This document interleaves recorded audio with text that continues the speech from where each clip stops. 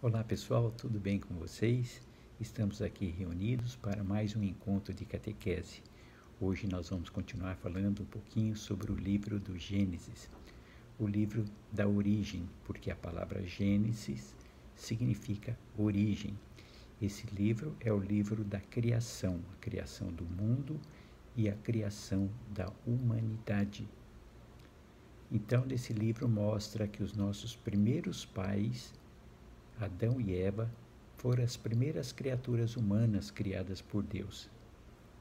E desses nossos primeiros pais vieram todos os outros descendentes até chegar a cada um de nós. Esses nossos primeiros pais tiveram um pecado, cometeram um pecado grave contra Deus, o pecado de querer ser igual a Ele. Então, devido a esse pecado, eles introduziram no mundo o pecado original, porque a palavra Gênesis significa origem. Então, o primeiro pecado é o pecado original.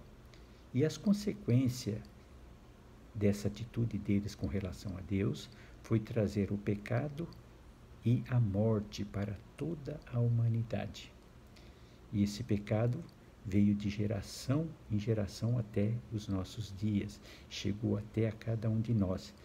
Eu costumo dizer que nós todos nascemos com defeito de fabricação, com esse pecado original, né? Então, esse pecado ele não ficou restrito só a Adão e Eva, mas a toda a humanidade. Correto. Então, Deus abandonou a humanidade por causa disso? Claro que não. Ele não abandonou a humanidade devido a esse pecado. Nós vemos nesse livro do Gênesis que ao longo da história, Deus encontrou outras pessoas fiéis a Ele e fez uma aliança, um pacto, um acordo com Ele.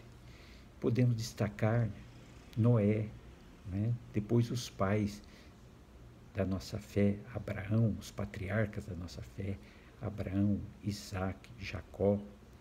Podemos destacar também as mulheres, né?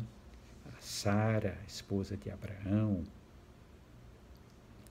a Rebeca, né? Esposa do Isaac, a Raquel, esposa de Jacó, uma das esposas, né?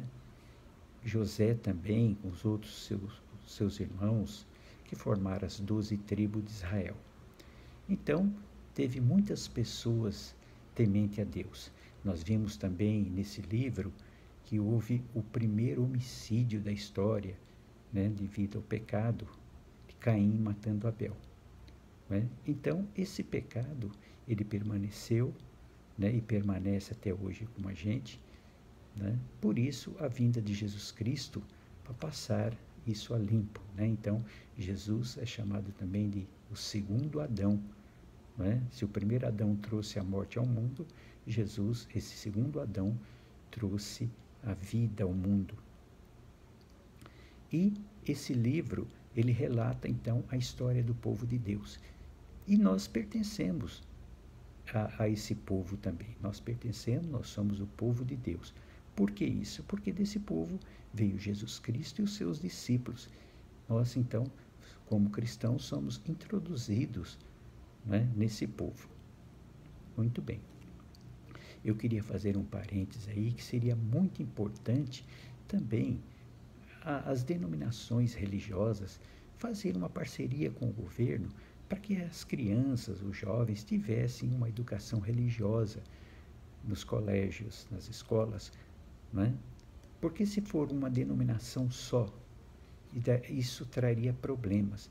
Mas se todas as denominações fizessem uma parceria com o governo, ficaria bem melhor. Por exemplo, quando um pai fosse matricular uma criança, perguntaria: qual é a sua religião? Eu sou cristão católico. Seu filho está na catequese? Então, você deve colocar o seu filho numa catequese e, né, trazer esse documento para ser anexado ao processo da criança, do aluno. Ah, mas eu não sou cristão católico, eu sou cristão evangélico. Não tem problema, então ele matricule ele numa escolinha dominical evangélica e traz também esse documento.